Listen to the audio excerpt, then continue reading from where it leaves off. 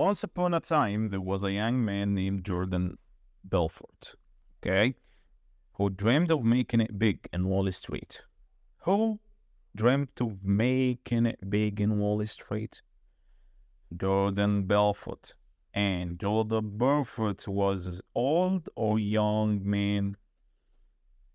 Jordan Belfort was young man who dreamt of making it big on Wall Street. He started as a stockbroker, selling penny stocks to people who didn't know enough about it.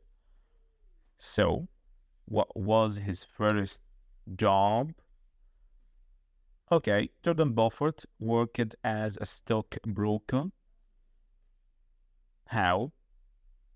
He sold penny stocks to people who didn't know enough. Who didn't know enough about what? About stocks market, I think.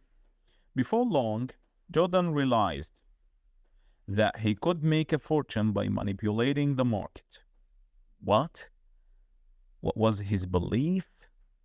What did he realize about that, about the market? He realized that he could make a fortune by manipulating the market. Manipulating the market? How?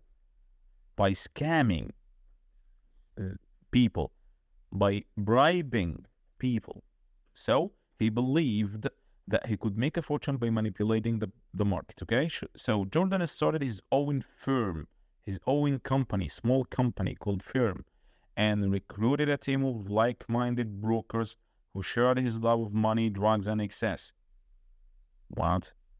Can you describe the team?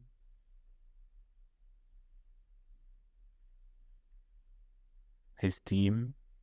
Okay. His team was like-minded brokers, group of like-minded brokers who shared his love of three things: money, drugs, and excess. Okay? And together they built a multi-million-dollar empire by scamming investors and bribing officials. What? How could they build a multi-million-dollar empire? How could they do that? Okay, they did that by scamming investors and bribing officials. By what? Scamming people and bribing other people. Jordan became known as the Wolf of Wall Street. He bought yachts, mansions, and helicopters. He lived life, let's say, on his own terms. Can you tell me, what did he buy? He bought yachts, mansions, and helicopters. Okay, did he buy cars? Of course, he bought cars, but I didn't say that now.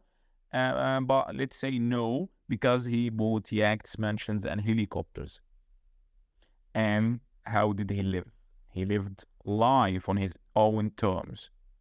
On his own terms. But Jordan's high-flying lifestyle couldn't last forever, of course.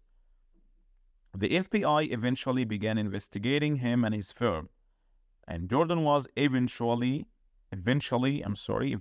arrested and charged with money laundering.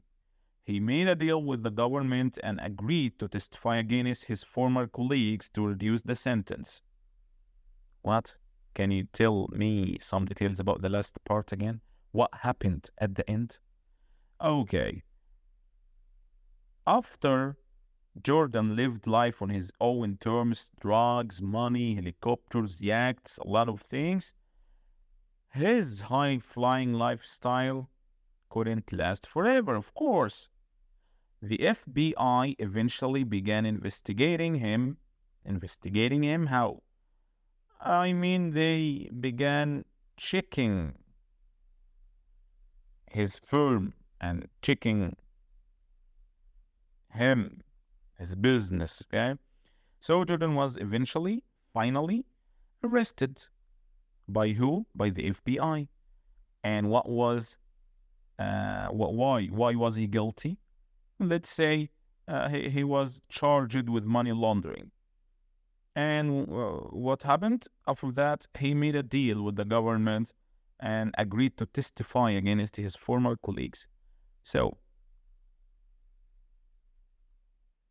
why did he testify against his former colleagues? Why? To reduce his sentence, to spend, let's say, fewer years in the jail or in the prison, in jail or in the prison. Okay, so that's the end of the story. See you next time. Bye.